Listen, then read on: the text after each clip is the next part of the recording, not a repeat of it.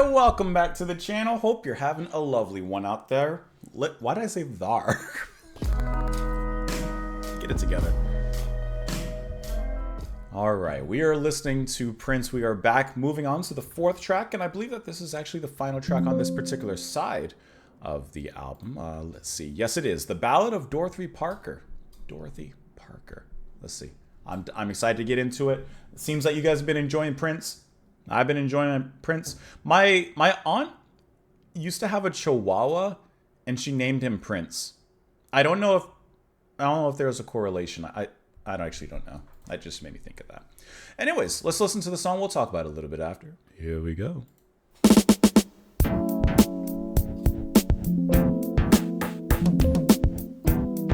She got a lot of chips. Well, early order. Yeah, let me get a fruit cocktail. I ain't too hungry. Dorothy laughed.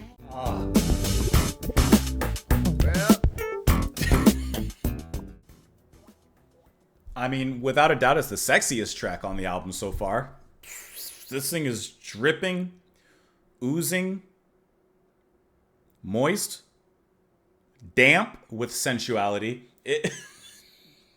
One of those words annoyed you probably. It is dripping. The drums. It has this perfectly synchronized electronic, R&B, funk style all in one that just rhythmically moves you from one place to another, and it feels great as it does so. I love how it feels. It obviously it's a programmed drum here, but it has just enough electronic behind it to let you know it's kind of modern and not like an actual drummer, but it's not cold, not mechanical. It has just enough warmth, a little bit of that human touch just to give it that human touch. Give it. Oh my. Yeah, a little bit of that. Oh my. Prince is singing fabulously. I love the little I guess character moments that he brings into the music, like when he trills his voice to kind of reference a phone ringing, which I thought was really nice. The moments where he dramatically pauses when that tension's about to break. Bass line's great. It's all great. It's just a cool song. This is just a very cool song to listen to. The Ballad of Dorothy Parker. Let's look at these lyrics here. Dorothy was a waitress on the promenade. She worked the night shift. Dishwater blonde, tall and fine. She got a lot of tips. Well, earlier I'd been talking stuff in a violent room, fighting with lovers past. I needed someone with a quicker wit than mine. Dorothy was fast. Well, I ordered. Let me get a fruit cocktail. I ain't too hungry. Dorothy laughed. She said, it sound like a real man to me. You're kind of cute. Want to take a bath? A bath? I said, cool, but I'm leaving my pants on because I'm kind of going with someone. She said, sound like a real man to me. Mind if I turn on the radio? Oh, my favorite song. She said it was Joni singing Help Me. I Think I'm Falling. Love the reference to Joni Mitchell here. The phone rang and she said, whoever's calling can't be as cute as you. Right then and there, I knew I was through. That was it. It's over from there. Then we're getting back to the pants again. The pants were wet. They came off. But she didn't see the movie because she hadn't read the book first. Instead, she pretended she was blind. An affliction brought on by a witch's curse. Dorothy made me laugh. I felt much better, so I went to the violent room. Tell us what you did. Let me tell you what I did. I took another bubble bath with my pants on. All the fighting stopped. Next time I'll do it sooner. This is the Ballad of Dorothy Parker. What can you say? Obviously, it features a reference to Joni Mitchell here. Let's see, the track was planned to be the album's fifth and final single, but never came to fruition. Let's see.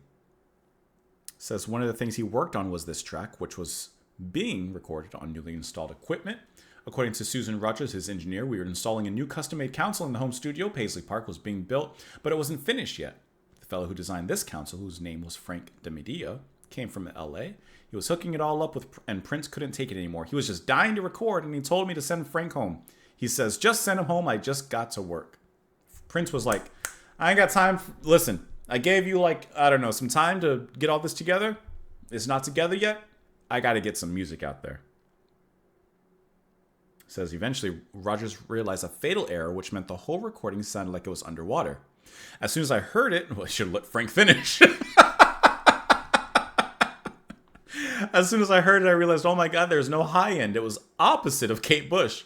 It sounded like there were low pass filters on everything. Do you think that's why, like, you hear that little noise behind the bass drum, the kick? That's like, I don't even know how to describe it. It's just like it's a roomy kind of sound behind it. I'm thinking, at first I was thinking it was just one track. It wasn't. It was the whole council. I'm thinking, oh, please stop so I can get out the voltmeter and see what's going on. But he wouldn't stop, and he just kept going and going.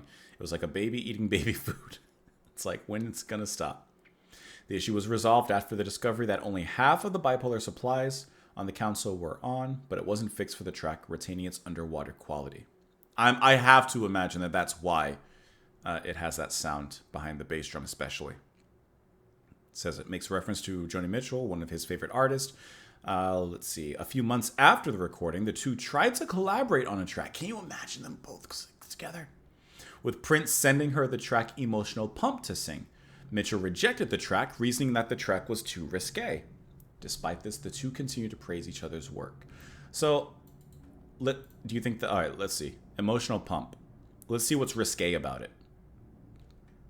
Last night I was lonely, not for anyone, just wanted you. Sat outside my window counting. Emotional Pump. You are my concentrate is on you to make my body jump.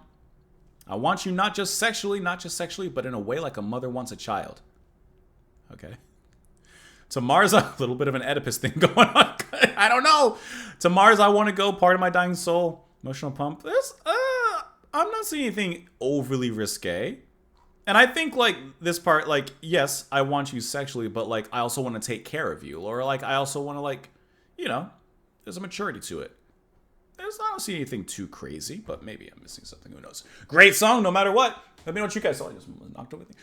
Let me know what you guys thought of it in the comments down below. You can follow me over here on Twitter. You can support the channel on Patreon. Thank you so much for being here. Come back tomorrow, and I will see you all later. Oh, that was a cool